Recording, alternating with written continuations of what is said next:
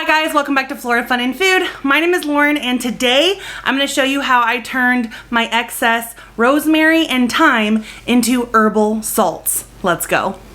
So the first step was to get my thyme leaves pulled off of the woodier stems. I didn't want to keep the stems because they're just kind of a rough texture.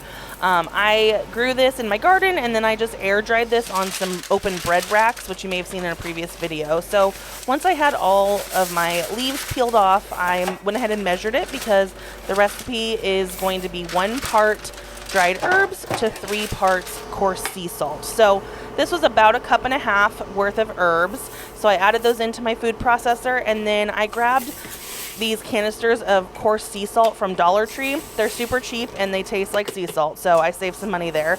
So I added in 3 of those because that worked out to be the right measurement, so 1 part to 3 part. I went ahead and blitzed this up in the food processor for a little longer than I meant to, so it turned into more of a powdery, fine texture. I did this for about 45 seconds. So if you want a more coarse texture, like you want to keep the structure of the sea salt, only do about 20 seconds. But I actually really ended up liking the finer texture of this because I had basil salt and rosemary salt that are more of a coarse texture. So this was just a little bit different. So then I used my canning funnel and just carefully poured a bunch of the salt into these 1/2 gallon mason jars for safekeeping. I will divvy it out later into smaller containers just to give away as gifts and things to friends and family. Since I was using dried herbs, I didn't need to worry about drying the salt like I did with my basil salt if you saw that recipe. And so these were just ready to go into the cabinet.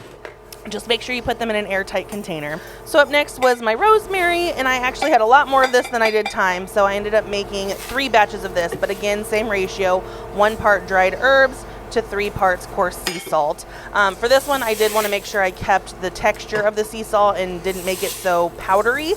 So I'm only going to process this for about 20 seconds, and that will make sure that I get the rosemary nice and chopped up, but I also have kind of that coarse texture of the salt crystals still. So 20 seconds or less, it was blended up fine, and I let it stop. I'm not even going to transition here to show you. I'm going to show you the real time. See, that wasn't very long at all. So same process again, pour it into a measuring cup with a spout just to make it easier to pour into my canning funnel and fill these jars. So it was as simple as that. If you guys liked this video, please give it a thumbs up and head over to my channel to subscribe for more content like this. And I hope to see you again very soon. Thanks guys.